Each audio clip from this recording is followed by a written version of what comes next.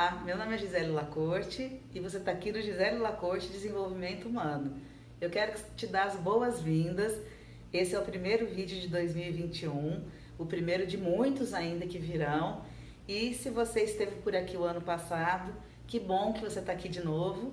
E se você não esteve por aqui antes, seja bem-vindo ou bem-vinda. Tá? Esse ano vão ter muitos outros vídeos e eu vou começar o ano. Eu fiz uma pesquisa no Instagram para saber qual era o tema que as pessoas mais tinham desejo de saber, e a saúde e o adoecimento nas relações afetivas foi o tema que ganhou. Então, se você esteve por aqui o ano passado, você pôde perceber que no ano passado eu gravei muitos vídeos falando sobre o adoecimento das relações, codependência, relacionamentos abusivos, relacionamentos tóxicos. Falamos também sobre perfis vulneráveis ao abuso. Teve muita coisa aqui sobre os relacionamentos adoecidos. E esse ano, então, eu vou começar falando sobre as condições que fazem a gente viver um amor que nos faz bem. Então, para isso, eu estou usando aqui o livro, eu vou mostrar para vocês aqui, do Joan Garriga, que ele é um psicólogo e constelador familiar, e ele trabalha muitos anos com casais. E ele cita aqui no próprio livro dele um outro livro, que eu vou deixar o nome aqui nos créditos, tanto do livro quanto do autor. Ele então entendeu que existem algumas condições para o amor dar certo e para um amor nos fazer bem. Então, eu vou gravar 5 vídeos falando das 5 condições, e hoje a gente vai falar da condição número 1, que seja fácil. Então, a gente, quando assiste filmes em Hollywood, a gente tá cansado de ver amores turbulentos, tumultuados, amores conflituosos, amores que os personagens passam por inúmeras dificuldades e muito sofrimento e muita batalha para poder que eles fiquem juntos, Não é o que ele diz aqui no livro. O que ele diz aqui é que o principal é que seja fácil e que a gente não precise se desgastar com quantidades enormes de energia em brigas, discussões, em conflitos, em turbulência, em emoções muito densas, Ele diz que é importante que a gente possa olhar se os estilos afetivos são parecidos, se as pessoas elas têm valores parecidos, se elas olham para a relação de formas parecidas. Então tudo isso facilita muito as relações. Ele também fala, eu vou até ler aqui uns trechinhos aqui para vocês, que ele fala aqui,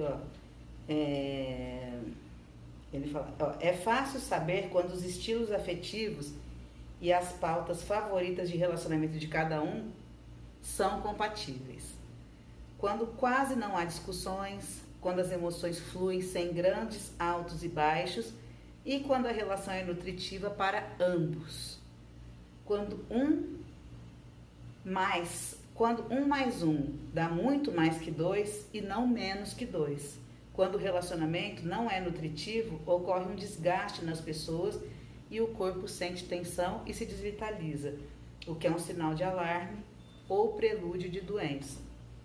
E ele ainda diz que você pode estar pensando assim, nossa, mas eu conheço tantos casais que estão juntos há tantos anos e eles se tratam tão mal e parecem tão turbulentos, mas o casamento durou tanto, o que está acontecendo aí? E ele diz que os vínculos criados na dor são muito mais densos do que os vínculos criados na leveza, na alegria, e na amorosidade. Então, às vezes, por mais que esses vínculos não sejam saudáveis e que as trocas afetivas não sejam nutritivas e não sejam boas para o casal, eles não conseguem se separar, porque eles estão fortemente ligados, mas não por um vínculo que faz bem, e sim por um vínculo que desvitaliza, que adoece, por trocas negativas, E eles dizem que nesses casais é muito comum a pessoa dizer que quer que o outro morra. Mas quando isso acontece de verdade, a outra pessoa fica sem chão, né? E muitas vezes não suporta essa ausência do outro, né? Porque eles estão ligados nessa vinculação negativa que não faz bem para nenhuma das partes, né? E ele diz, inclusive, que esse vínculo, né? Esse vínculo que se forma negativo, ele é muito forte e as pessoas não conseguem se separar muito por medo da solidão ou por medo do que elas vão encontrar depois, por medo de se desestruturar, né? Então, existem casamentos que duram a vida toda e que são relacionamentos que são muito difíceis, trabalhosos e turbulentos? Sim, existe. Você pode manter um relacionamento assim? Ele até aqui diz, né? Quem sou eu para dizer o que as pessoas podem ou não podem? As pessoas podem o que elas quiserem. Mas ele diz para você avaliar o preço que você paga para estar nessa relação, né? O preço do desgaste que você vive para viver uma relação dessa forma, né? Ele costuma dizer que nessas relações o preço é muito alto para permanecer nessa relação. Então é uma escolha que a gente precisa fazer.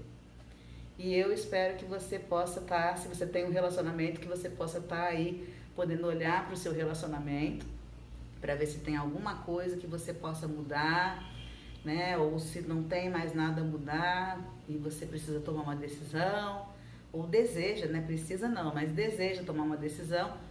Ou então, se você não está em nenhum relacionamento, né? Quando você for escolher o seu próximo relacionamento, entrar no próximo relacionamento, você pode avaliar se é um relacionamento que já está começando fácil ou se é um relacionamento que está começando muito tumultuado, tá bom? Então essa é a primeira condição e semana que vem eu volto para falar da condição número 2. Fica ligado aqui. E obrigado por ter ficado comigo até aqui e até breve.